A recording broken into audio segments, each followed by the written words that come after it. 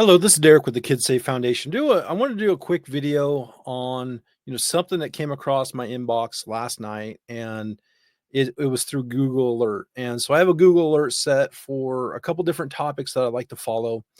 And typically every night I get some sort of tragedy from all over the country. So last night was another prime example of us as responsible gun owners making a mistake. And while it is considered an accident, I have a hard time calling it an accident because it's negligence. Is why did that kid not know gun safety? And also, why did that kid have access to the firearm? And so, what I want to do is I want to talk about it. I want to bring awareness to this situation, and I want to learn from it. And so, I'm going to share my screen here. And so here we are. And so this came to us from St. Louis, Missouri. And so it happened yesterday.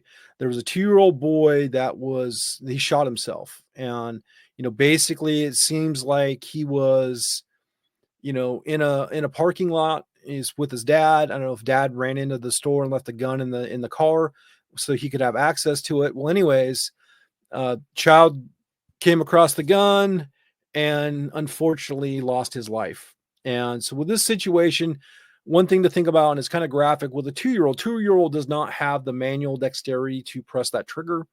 And typically what's going to happen is they're going to use both of their thumbs, which is going to orient that muzzle directly towards the face.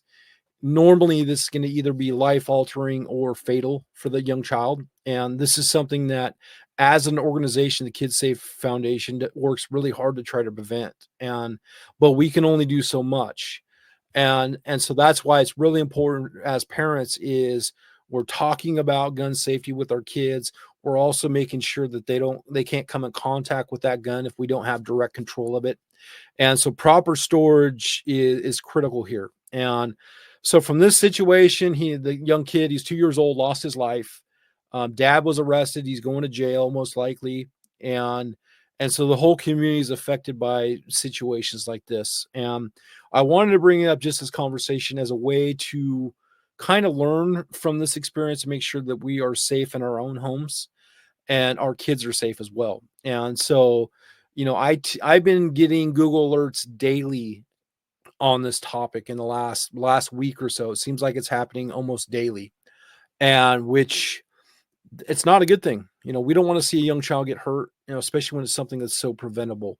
And so, some of the things that we do recommend is educate your kids about, the dangers of firearms, make sure they know what not to do, but also, keep that gun out of their reach. And so you can use, some form of secure storage. We like the Vaultec products because it gives you instant access, but also keeps the gun, properly stored. And so this is just a senseless tragedy. 2 years old, so much life to live, and unfortunately was cut short. So, it's about 1 to 2 per day across the country. And so it's something, as an organization, we're working really hard to try to prevent, but we need your help.